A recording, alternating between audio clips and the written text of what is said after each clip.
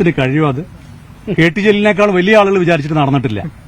വലിയ ആളുകൾ ഈ പാർട്ടിക്ക് ഒരു പോറൽ ഏൽപ്പിക്കാൻ, ഞാൻ ആളുകളുടെ പേരൊന്നും പറയുന്നില്ല, വലിയ വലിയ ആളുകൾ.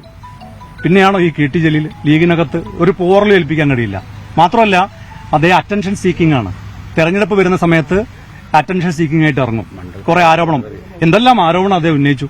ഡൽഹിയിലെ ആസ്ഥാന മന്ദിരം അറിയുന്നില്ലേ? നിങ്ങളിപ്പോ ഫേസ്ബുക്കിലെ 15 ചോദ്യം ചോദിച്ചില്ലേ? ഡൽഹിയിലെ ആസ്ഥാന മന്ദിരത്തിന്റെ രജിസ്ട്രേഷൻ നടക്കാൻ പോകുന്നില്ല എന്ന് അദ്ദേഹം ഫേസ്ബുക്കിൽ എഴുതിയില്ല. നിങ്ങൾ എന്താ ഇപ്പൊ ആ ചോദ്യം മൈക്കുമായി അദ്ദേഹത്തോട് ചോദിക്കാത്തത്? വയനാട്ടിലെ ഭൂമി, ആ ഭൂമി അവിടെ നിർമ്മാണം നടക്കില്ല, അതുകൊണ്ട് ദുരന്ത ബാധിതർ ഉടനെ തന്നെ വാങ്ങിയ പണം തിരിച്ചടച്ച് സംസ്ഥാന സർക്കാരിനെ സമീപിക്കണം എന്ന് അദ്ദേഹം ഫേസ്ബുക്കിൽ എഴുതിയില്ലേ? അന്ന് ആദ്യമായി അദ്ദേഹം ഈ ദുരന്തം ഉണ്ടായിട്ട് ഒരു കൊല്ലം ആ വയനാട്ടിലേക്ക് കയറാത്ത ആള് വയനാട്ടിലേക്ക് വണ്ടി കയറില്ലേ ഈ വീട് നിർമ്മാണം മുടക്കാൻ? അവിടെ നിർമ്മാണം ആരംഭിച്ചില്ലേ? അപ്പൊ അദ്ദേഹം ഇങ്ങനെ പല ചോദ്യങ്ങളും ചോദിച്ചുകൊണ്ടിരിക്കും. അദ്ദേഹത്തിന്റെ ചോദ്യങ്ങൾക്ക് മറുപടി പറയേണ്ട ഉത്തരവാദിത്തം എനിക്കില്ല.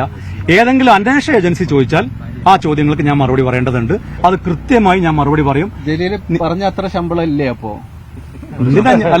അല്ല ഞാൻ എന്റെ ശമ്പളം അയാൾ ഉയർന്നത് പറഞ്ഞാൽ, എന്റെ രാഷ്ട്രീയ എതിരാളി പറഞ്ഞാൽ ഞാൻ എന്തിനാ നിഷേധിക്കുന്നത്? അതാ ഞാൻ പറഞ്ഞത് 5.5 ലക്ഷമൊക്കെ എന്റെ ആഗ്രഹമാണ്. 5.5 ലക്ഷം ഒന്നും എനിക്ക് ആഗ്രഹമല്ല. അത്യാവശ്യം എന്ത് നിങ്ങളെ ശമ്പളം ആരെയും വെളിപ്പെടുത്തോ? വഴി സ്വകാര്യമായിട്ട് അല്ല. എന്ത് വിവാദം? അദ്ദേഹത്തിന് ജലീലിനല്ല വിവാദം, വേറെ ആർക്കും വിവാദമില്ലല്ലോ. അങ്ങനല്ല. എന്റെ ഒരു രാഷ്ട്രീയ എതിരാളി ഇത്രയും കാലമായി ലീഗിനെതിരെയും ലീഗ് നേതാക്കന്മാർക്കെതിരെയും ഒക്കെ ആക്ഷേപം ഉന്നയിക്കുകയും മാത്രമല്ല കൂലിയും വേലയില്ലാത്ത ഒരാളാണ് ഫിറോസ് എന്ന് നാട് നീളെ പ്രസംഗിച്ച് നടക്കുകയും മാധ്യമങ്ങൾ പറയുകയും ചെയ്ത ഒരാള് അയാൾ ഇപ്പോൾ ഉയർന്ന ശമ്പളം വാങ്ങുന്നു എന്ന് പറയുന്നതിൽ അത് എന്നെക്കുറിച്ച് പുകഴ്ത്തി പറഞ്ഞതാണെങ്കിലും നന്ദിയുണ്ട്. അതൊക്കെ ഞാൻ നേരത്തെ പറഞ്ഞല്ലോ, അതുമായി ബന്ധപ്പെട്ട് എല്ലാം പറഞ്ഞു. ഇനി അതുമായി ബന്ധപ്പെട്ട് എന്തെങ്കിലും തെറ്റായ കാര്യങ്ങൾ എന്റെ ഭാഗത്തുനിന്നുണ്ടെങ്കിൽ ഞാൻ ചലഞ്ച് ചെയ്യുന്നു. കേരളം ഭരിക്കുന്നതിൽ ഒരു സ്വാധീനമില്ലാത്തൊരു വ്യക്തിയാണ് ഞാൻ. കേരളം ഭരിക്കുന്ന സർക്കാർ അന്വേഷണം നടത്തി ഇപ്പോൾ ഇത്രയും കാലം ഞാൻ അവർക്കെതിരെ ഉന്നയിച്ച അല്ലെങ്കിൽ സമരം ചെയ്ത, മാത്രമല്ല ആ മന്ത്രിസഭയിലെ ഒരു മന്ത്രിയെ രാജിവെപ്പിക്കുന്നതിന് ഒരു സംഘടനയ്ക്ക് വേണ്ടി നേതൃത്വം കൊടുത്തൊരു വ്യക്തി എന്ന നിലയിൽ പ്രതികാരം ചെയ്യാനുള്ള ഒരു സുവർണാവസരമാണ്. അത് വിനിയോഗിക്കണം. അത് പറഞ്ഞത് ഞാനൊരു ട്രോളായിട്ട് പറഞ്ഞൊരു കാര്യം. ജലീലിന് വേണമെങ്കിൽ ഇപ്പൊ യുഎസും യുകെയിലും കാനഡയിലൊക്കെ വിസ ഉണ്ട് എന്ന് പറഞ്ഞത് ട്രോളായിട്ട് പറഞ്ഞതാ. അപ്പൊ അത് ഏതോ ഒരു ചാനൽ വാർത്തയാക്കിയിരിക്കുകയാണ്. യുഎസിലും യുകെയിലുമൊക്കെ പിന്നെ ഫിറോസിന് ബിസിനസ് ഉണ്ട്.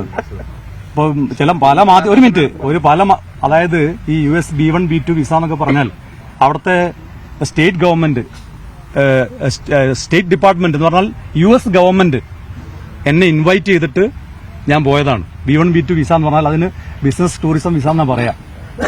അപ്പൊ ആ രാജ്യത്തേക്ക് അങ്ങനെ പോകാൻ വേണ്ടിയും അതിനുശേഷം പോകാൻ വേണ്ടിയും ഇവിടെ പല മാധ്യമ പ്രവർത്തകർക്കും രാഷ്ട്രീയ നേതാക്കന്മാർക്കും ഒക്കെ അടിച്ചു കൊടുത്ത വിസയാണ് ബിസിനസ് ടൂറിസം വിസ.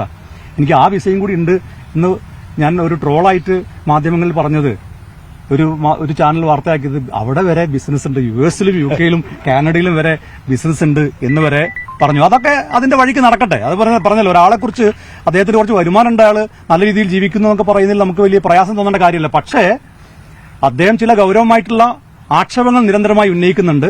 അപ്പൊ ആദ്യമൊക്കെ ഞങ്ങൾ അതിനെ അവഗണിച്ചിരുന്നു. പക്ഷെ ഇപ്പൊ പാർട്ടി നേതൃത്വം എന്നോട് പറഞ്ഞത് അത് നിയമപരമായി അത് നടപടി സ്വീകരിക്കണം എന്നാണ്. നിയമപരമായി